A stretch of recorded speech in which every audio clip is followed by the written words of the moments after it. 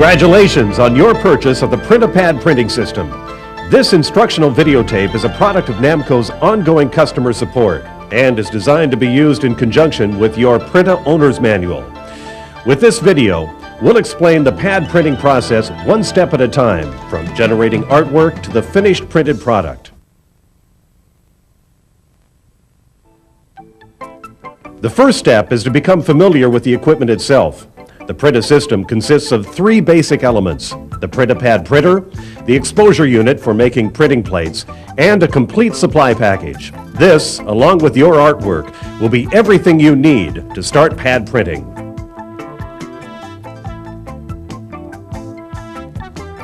The vertical element of the Printa is called the tower. The tower holds the tower slide and print handle. Mounted to the tower slide is the L-shaped pad mount, where you mount the silicone transfer pad. Pulling the print handle down will lower the transfer pad. The horizontal element of the Printa is called the bed. Mounted to the bed slide are the ink tray, where the printing plate will be mounted, and the turntable, where you mount the product to be printed. By moving the bed slide from side to side, the pad can be positioned to pick up the image from the printing plate and transfer it to the product on the turntable. The printed turntable is designed with indentations to locate fixture putty, as well as threaded holes to allow you to attach a custom or hard fixture. It also has X and Y axis micro adjustments and pivots 360 degrees. This allows tight registration for single and multicolor images. To accommodate larger parts, the bed handle can be removed and the threaded hole on the end plate can be used as an anchoring point for a fixture too large for the turntable to accept. The Printa also has an auto-inking system that automatically inks and doctor blades the printing plate on each cycle of the bed slide.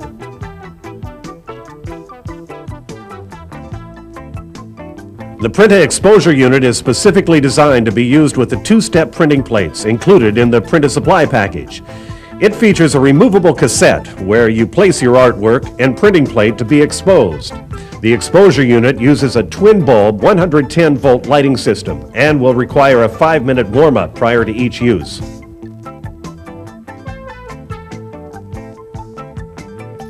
The only item not included in the Printa package is your artwork. This is the image you'll be using to create a printing plate.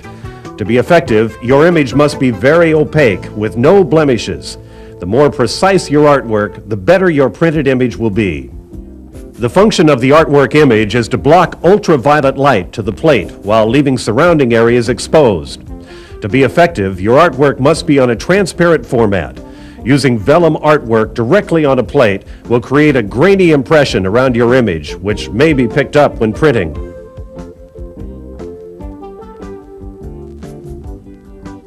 Camera-ready artwork is a very dense, precise image created on a white format. To create a transparency, you'll need to use a copier, computer scanner, or a photostat service. Photostat cameras shoot very precise photos of your artwork. Film positives, which are very crisp and opaque, are then created. Photostat film positives are the highest quality transparencies for making printing plates. Using a photocopier or computer to create transparencies will not give you the quality of a photostat film positive. However, using transparency film with a 600 dpi or better laser printer may create usable positives if care is taken to closely inspect the image under magnification for opacity. If your image has voids or is not totally opaque, you'll have to fix it. One method is to print another image and register it on top of the first. Frequently, this will darken the image enough to create a quality printing plate. Other methods are to heat the emulsion side of the image with a heat gun or use a document spray. This will partially remelt the emulsion, making it more opaque.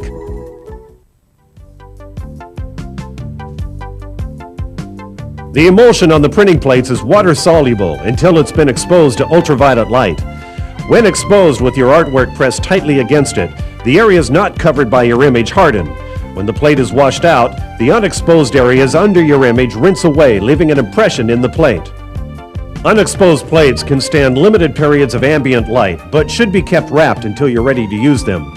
Once out of the light-sensitive package, keep the emulsion side down until you are ready to expose. Namco's two-step printing plates require a second exposure with a 300 dpi dot matrix screen called a screen tint. This is a black film imaged with tiny holes that let minute points of light onto the unexposed image area. This creates tiny posts in the image.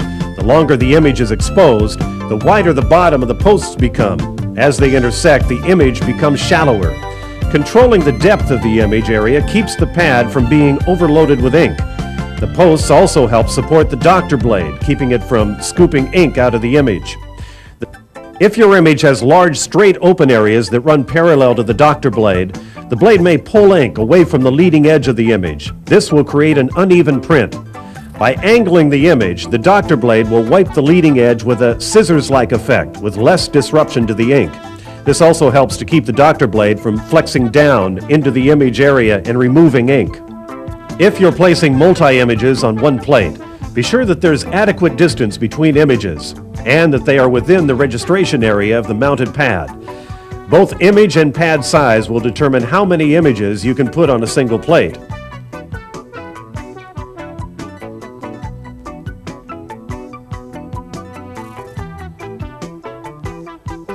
The first step to making a printing plate is to warm up the exposure unit for 5 minutes. Remove the cassette and make sure the glass is clean. Remove the protective film from a printing plate. Be careful with the emulsion and if necessary blow off any dust or lint. Place the plate, emulsion side up, in the cassette and place your artwork on the plate. The glass will hold the plate and the artwork together. Set the timer and insert the cassette into the exposure unit.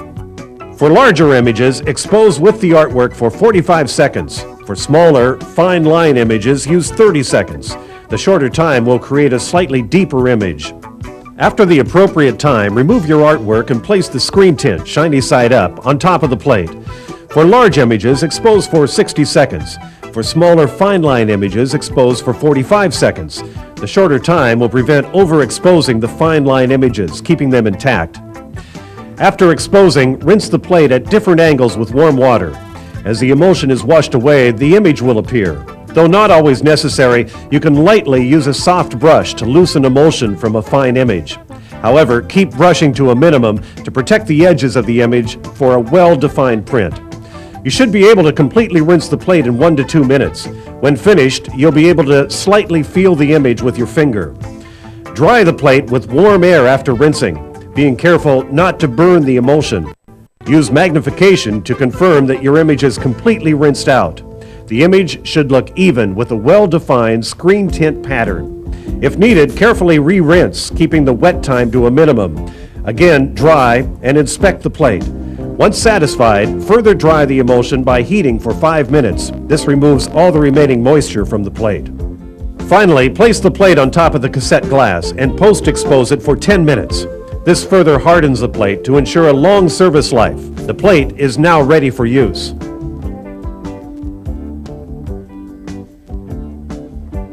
Shape and hardness, also called durometer, are important variables in selecting a pad. Ideally, the pad must pick up and print an entire image using as little pressure as possible, and no more than 1/3 of its total height. If overcompressed, you risk distorting your image. It may take some experimentation to find the right pad for a specific job.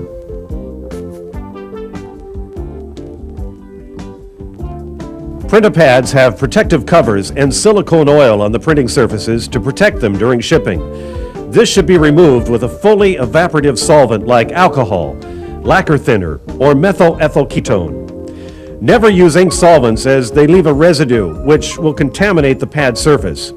Avoid excessive use of strong solvents after the initial cleanup, as this will shorten the service life of the pad. New pad surfaces are very smooth and may not print without breaking in. Place a piece of blank, uncoated paper or cardboard on the printing table and compress the pad against it 20 to 30 times. This scuffs the surface of the pad and helps to remove any remaining residue oil. When finished, use a piece of tape to remove any lint or dust from the pad surface.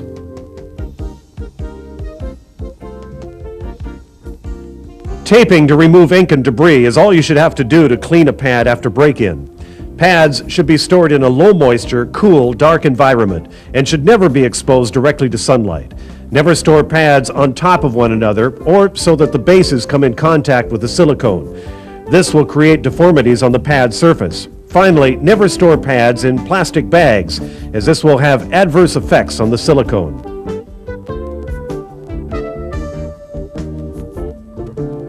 The Printa fixture putty is a simple method of holding a part to the turntable.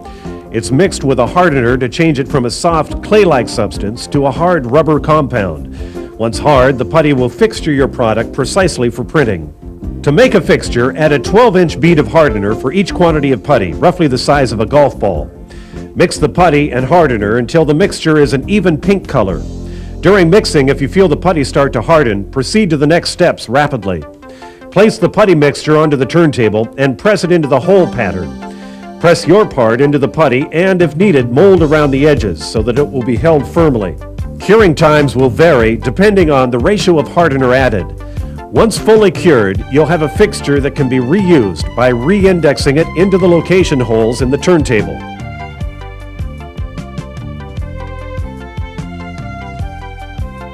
It's important when setting up or adjusting the Printa that the cam lever on the ink carriage assembly remain in the manual up position. If left in the down or automatic positions, the doctor blade or blade keeper may make contact with the ink tray. The cam lever should only be lowered into the automatic position when you have finished adjusting the machine.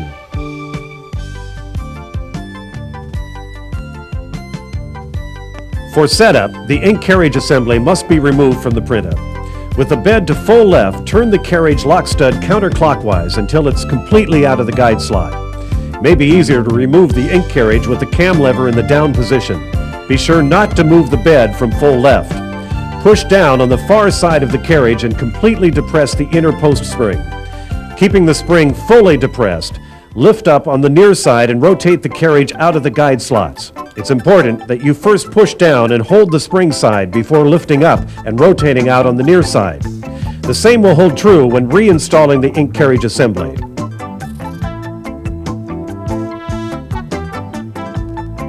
At this point, you should make sure that the ink tray is securely mounted to the bed slide. With the bed to the right, reach under and make sure the ink tray attachment screw is secure. To remove the ink tray, remove the screw and slide the ink tray off the bed to the right. Reverse the procedure for installation.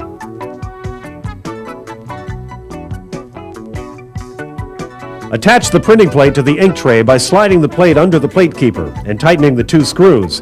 Make sure the plate is straight and not overhanging the ramp area where the ink roller ascends to flood the plate. If the plate overhangs the ramp, the roller may bend or force ink under the plate, lifting it off the tray and hindering the doctor blade function.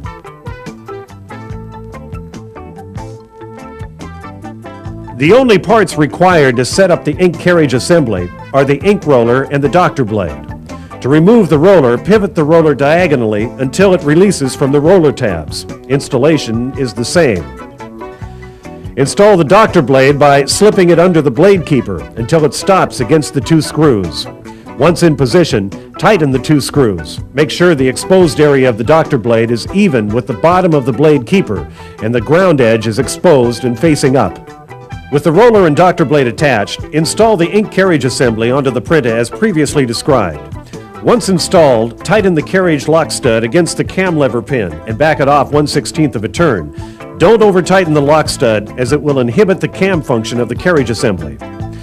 Once again, with the ink carriage assembly mounted onto the Printa, it's important that the cam lever remain in the manual, blade up position to prevent damaging the doctor blade.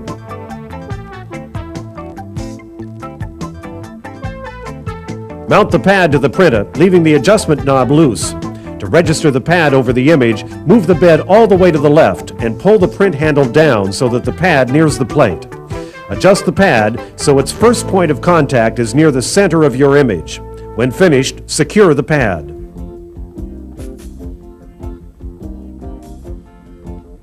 After you've registered the pad to the image on the printing plate, you register your part under the pad.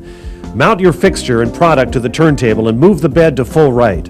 Turn the X and Y axis adjustment knobs and rotate the turntable to bring your product directly under the pad. These are rough adjustments. You may fine-tune your registration when starting to print. If the turntable feels loose when locked down, you'll need to adjust the turntable base nuts. Loosen the 1/8 inch lockdown screw and remove the turntable. Slightly tighten the base nuts. Over-tightening the base nuts will lock the turntable base, making X-axis adjustments difficult. Adjusting the base nuts too loose will create excess play in the turntable, which may affect registration. Finger tight will give you tight registration and still allow adjustment in the X-axis. When satisfied, replace the turntable and make your fine adjustments. To set the doctor blade angle, position the printing plate under the doctor blade. Carefully move the cam lever to the left, lowering the blade. Turn the blade angle adjusting knob as needed to make the doctor blade contact evenly across the plate. Return the cam lever to the manual up position when finished. You may later make adjustments to the blade angle while printing.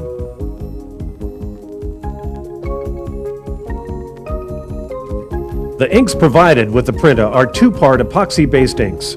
These are catalyzed or mixed with a hardener that cures the ink chemically.